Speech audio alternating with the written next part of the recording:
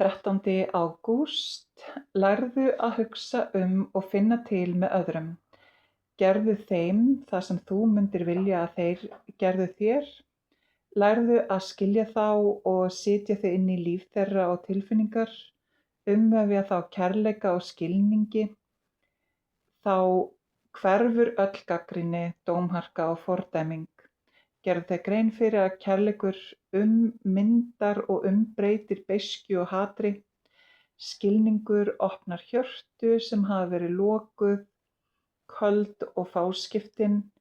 Þjálfaðu að lifa í samræmi við þessi orð. Vertu ekki í mótstöðu við það illa en sigraðu illt með góðu.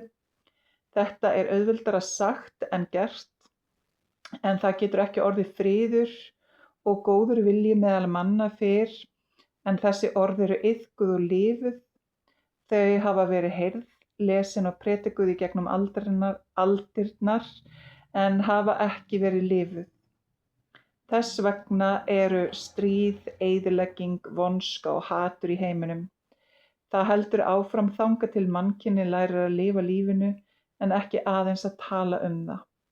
Lærir að gera þessi dásamlegu orð lifandi og virk í daglegu lífi.